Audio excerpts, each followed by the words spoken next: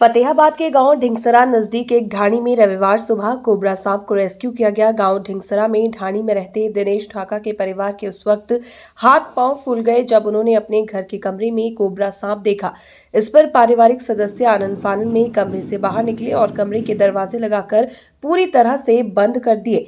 इसके बाद दिनेश ढाका की सूचना पर स्नेक रेस्क्यू टीम वहां पहुंची और कोबरा को पकड़ लिया गया, जिसके बाद परिवार के लोगों ने राहत की सांस ली।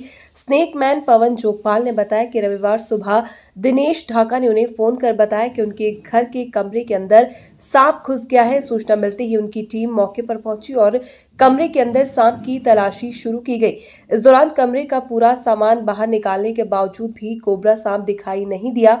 कुछ देर बाद उनकी नजर कमरे में लगे पर्दों के पाइप के ऊपर गई, जहां कोबरा सांप 8 फुट की ऊंचाई पर पाइप पर बैठा था। ये देखकर वे हैरान रह गई क्योंकि कोबरा सांप पर्दे की मदद से इतनी ऊंचाई पर चढ़ा था।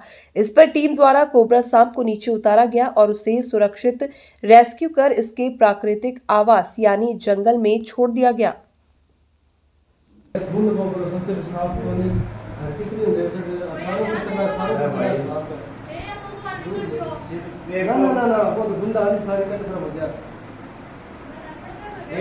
से माइक को सबको देना बढ़ना बिनाने के रखी पर देख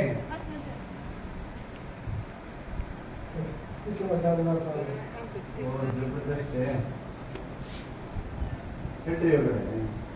मैं वीडियो वाडियो देखा कि मैं यार तरीके से भाई चांद नशीस अंधेरे में ये सांप काट जाए तो उस इंसान को क्या करना चाहिए? उस इंसान को बिना देरी किए सीधा जिला अस्पताल लोकल हॉस्पिटल में कोई इलाज नहीं, सीधा फतेहाबाद जाए और इसका एक स्नेक में एकमात्र इसका इलाज है। कई झाड़ फूंक के चक्कर में गाँव में झाड़ फूंक के चक्कर में, यानी झाड़ फूंक से क्या होता है कि 95% सांप बिना देर का काटता है।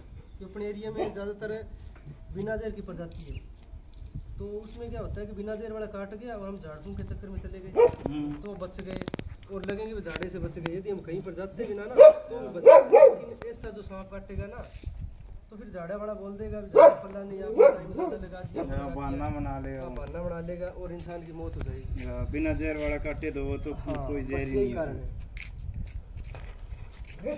बाकी अब भी इस मौसम में किसान भाइयों को और अन्य खेत में रहने वाले को क्या सावधानी रखनी चाहिए? यानी ये जो बारिश का मौसम है तो जब खेत में रात के समय निकलते समय हाथ में टॉर्च एक डंडा रखें, कहीं पर धूप में